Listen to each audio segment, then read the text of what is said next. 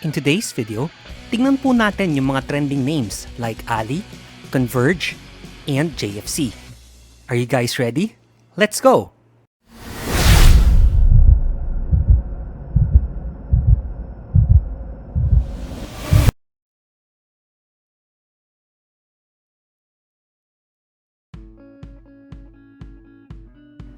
Alright.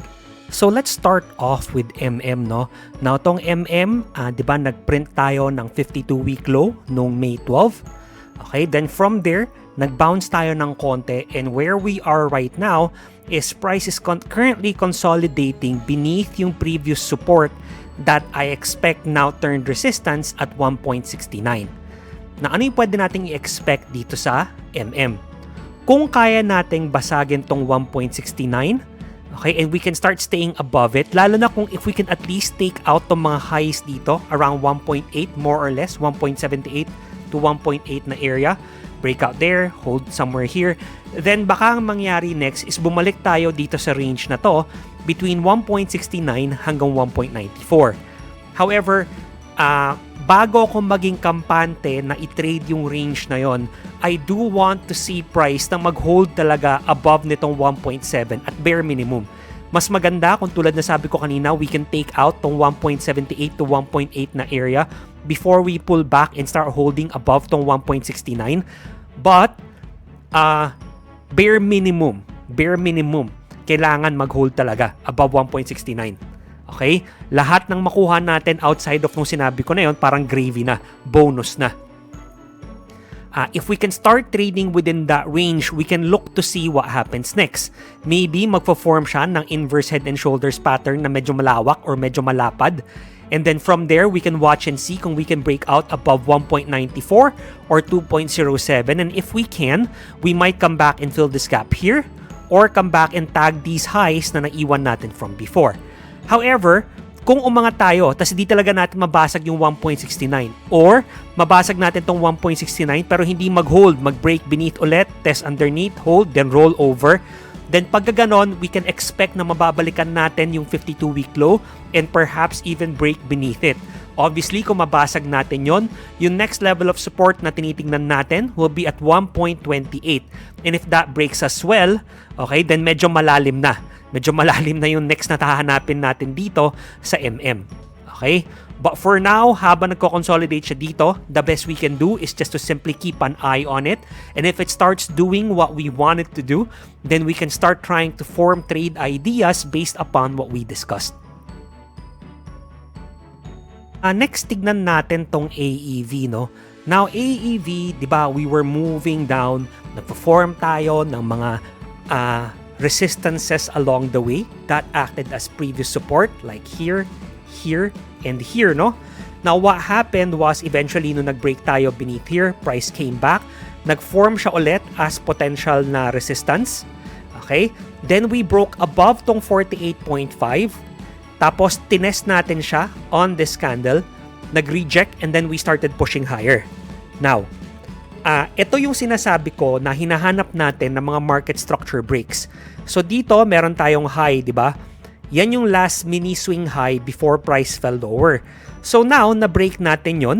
Iniisip ko na, okay, sige, is this a sign na pwede na tayong mag-start mag-form ng some type of reversal, nang magbubuo na tayo ulit ng higher highs and higher lows? Para makita natin yon, syempre, kailangan makita muna natin yung pullback. Now, obviously, while pullbacks often occur, they are not inevitable, meaning hindi sila dapat mangyari for price to move higher. So as much as I would like to see it, there's no guarantee that I'll get it. But if we can get a pullback somewhere here, around 49 to 48 pesos na area, and mag-hold yan, and we start pushing higher from there, then that's a sign para sa akin na maybe, number one, nagbubuo tayo ng inverse head and shoulders pattern, di ba? Ito yung left shoulder, head, then potential right shoulder. But more importantly, na baka nagpo-form na tayo ng higher low natin and makahanap tayo ng some type of reversal sa structure nitong AEV. However, so far, after natin ma-breakoutan to, ang nagawa pa lang naman ng price is what we expected to do. Bumalik siya dito sa level of support natin before, now turned resistance sa 54, nagkaroon ng minor rejection, but it still remains to be seen kung makaka-pullback ba tayo. Kung naka-pullback ba tayo, tapos makakuha tayo ng bullish structure dito, kahit sa lower time frames, then that's something that I would personally consider. Diba? Lalo na kasi it likely will yield good risk-reward. If we're expecting na from here, magko-form tayo ng higher low, push to a higher high, next target will be around 55.5 hanggang 57.65, di ba? So that will likely yield decent risk reward, at least para sa akin, no? However, if we roll over tas hindi mag-hold tong 48 to 49 na area, we come back, take out tong low na to at 46.2, then medyo dehado tayo, no? Parang nasayang yung short-term reversal structure na nabuo. Kasi kapag ganon, we took out the low, malamang babalikan natin tong 44.85. And if that breaks, then we might come and revisit tong mga previous highs that might act as support from here or itong cluster of lows na naiwan natin from before. Okay? But for now, where price currently is, ako, wala pa akong gagawin. I'll still be watching to see kung makuha ko yung type of setup na gusto ko na may magandang risk reward, and if I do, then I'll make sure to let you guys know then and pwede natin siyang i-discuss then. Diba? Huwag natin sobrang pangunahan kasi hindi naman laging nabubuo ang gusto nating mabuo eh. Alright? Next, tignan natin yung Jollibee, no? Now, Jollibee, nothing has changed para sa akin. Yes, we're still essentially within the same area, but it does look like we're trying to push lower. Whether or not we actually do, syempre, remains to be seen pa. Hindi naman po natin alam kung anong gagawin ng merkado, eh, no? As I mentioned in the past, diba, do sa top 3 video natin, kung gusto nyo ng parang further explanation, I'm still looking to see kung makakuha tayo ng push further to the downside dito sa Jollibee, and I would be looking to try and enter into a trade kung makababa tayo dito sa white zone na to. Kung makababa tayo sa white zone, tas mag-print tayo ng bullish structure, something like yung drawing ko dito, then, you know, I'd be all over it, no? But, bakit ganon? Bakit ko hinihintay pa na bumaba? Kung feeling ko naman na good yung Jollibee, na pwede siyang tumaas, bakit di ko na lang bumbilihin right now? Kasi syempre, important pa rin yung timing eh. Diba? Yung fundamentals, all well and good, but timing still matters. Ayaw ko namang pumasok ng trade wherein makaka-experience pa ako ng prolonged or ng severe drawdown, di ba? So, tinatry kong tingnan na kung bumaba man yung price dito at maakuha nga ako ng bullish structure na gusto ko, then yun, meron akong pwedeng sandalan na trade idea. But for now, wala pa. Ano ang pwedeng magbago sa isip ko na kung kunwari gusto ko nang pumasok kahit hindi bumaba yung price all the way dyan? I'll be very honest, no? There are very, very few things that could happen that would make me change my mind. The only thing that I could think of right now is if we suddenly zoom up, break past these supply zones, then I have to reconsider na, teka, parang may mali. Baka hindi na to bumaba dito. Baka either mag-range lang tayo sa wide area na to between 208 to 260, or baka from there, maging imminent na ma-break natin yung 260 and mabalikan natin yung mga highs natin from before. But, until that happens, for me, I would rather be patient than maging masyadong excited, maging masyadong apurado to get into Jollibee. I'd rather lean on yung paghanap ng magandang timing than trying to get in, hoping na matsambahan ko na ito na yung low and we start moving up from here simply because I marked it out as a potential range low. Next, tignan natin yung alley. Now, tong alley, it hasn't formed yung exact structure that I wanted to see. Gusto ko sana mas malalim pa tong dip na to. I-take out niya tong low na yan para kung merong mga stops na nandito, ma-take out. Tapos kung maging trap man siya, maging mas obvious sa paningin, no? Kumbaga madaling makita. Right now, it's looking like nag-range lang siya sa area na to. And obviously, it will stay that way until proven otherwise. But even though nag-range siya dyan, I am not excited to jump in because number one, we do need to consider na even if we can break out from yung high na to, which kanina it tried to, pero nag-reject, no? Even if we can break out from there, we need to understand na meron tayong area of resistance right here between 31 pesos to 31.7. As I said, sa tagal na nagkonso nitong Ali, kung titignan nyo, once it broke down, nag-form talaga siya ng matibay na resistance on the way up eh. Okay, so I'm very careful of that because I know kung saan likely pwedeng mauntog yung price kung sakali mang ma-decide niyang umakyat. Okay? Next thing is, yung risk reward, obviously, naabot na niya yung top end ng range, so I'm not gonna buy it sa resistance. Alright? Now, kung kunwari ba, bumalik to dito, ibig sabihin, dapat i-buy na kasi nakakita tayo ng support dyan eh. Again, for me, para ma-engganyo akong mag-buy, there needs to be an obvious trap na nangyari dyan. Parang yung mga bears na caught unaware, nagkaroon tayo ng bear trap, tapos nagkaroon ng bullish structure, pagka ganon, then yes, maybe that's something that we can consider moving forward as a potential range trade dito sa Ali, no? But for now, nothing is concrete just yet. Ang alam ko lang is regardless of what happens, even if we move higher, diba, aside from tong area of resistance na to, meron pa tayong unfilled gap, blah, blah, blah, and so on, no? Yung mga usual na sinasabi ko na konting ingat lang. Diba? Huwag po tayong gaano magmadali. Hindi naman mahalaga kung tayo yung nakabili sa pinakamababa eh. Diba? It's nice.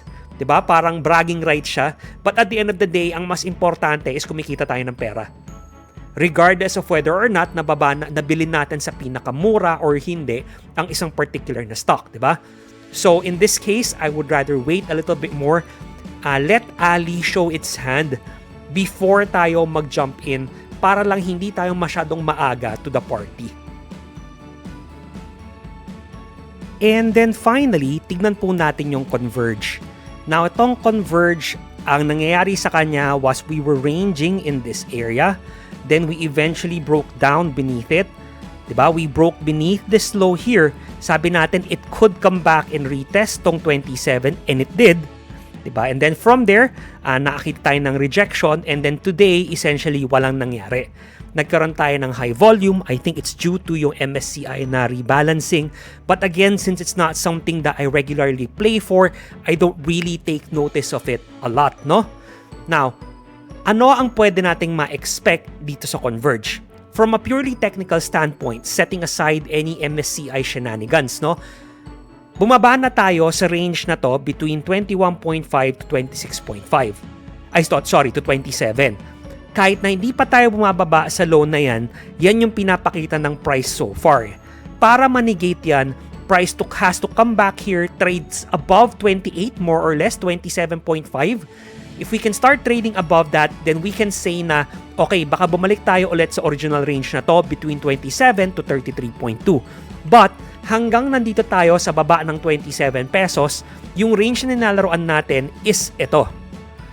And the expectation is from here, diba? Lalo na kung ma-break natin tong low na to ulit, is either mabalikan natin tong gap na to, ma-fill natin, then we can see from there, do we get a bounce, diba? Do we get a partial fill and run, or do we just break it? And kung mabasag natin yung gap fill na yan, then highly likely we revisit support at 21.5. Okay?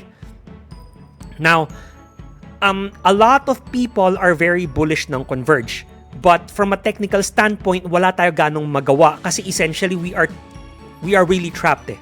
Diba? We're caught between a rock and a hard place. Nagkaroon tayo ng range dito, broke down, range dito, nag-range ulit dito, diba? Nagpa-parallel siya. The expectation was maybe from there we could re-break tong 33.2 and may signs ulit that we push higher, pabalik ng 36.4 or 39. Kaso ang nangyari nga is nagkaroon tayo ng break to the downside. Diba? We broke down to the downside, then from there, wala. We basically stayed beneath yung 27 na all the way. Diba? So, kailangan lang natin mag-ingat ng konti. Now, if bumili kayo ng Converge because either nagko-conso dito, you expected what I initially thought na we might start pushing to the upside from there, or perhaps nakasalo kayo nung nag-dip tayo dito, diba? Sumalo kayo, nakasupport dyan, then it started pushing higher. Be sure lang na susundan nyo yung plano nyo, trail your stops accordingly, or follow your plan para kung sakali mang mangyari ang ayaw nating mangyari, ay hindi tayo mawawalan ng malaki or hindi natin mababalik ang karamihan ng kinita natin sa merkado.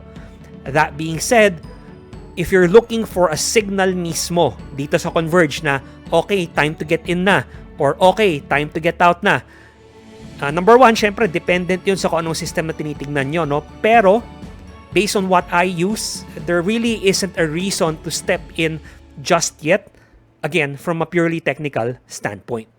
So guys, dito po nagtatapos yung video natin, no? I hope nakatulong po to sa inyo kahit konti and may natutunan kayo kahit papano. And if so, I would really appreciate it if you give this video a like and consider subscribing to my channel. And as always guys, maraming salamat po sa panonood. I really appreciate it. Good luck and happy trading!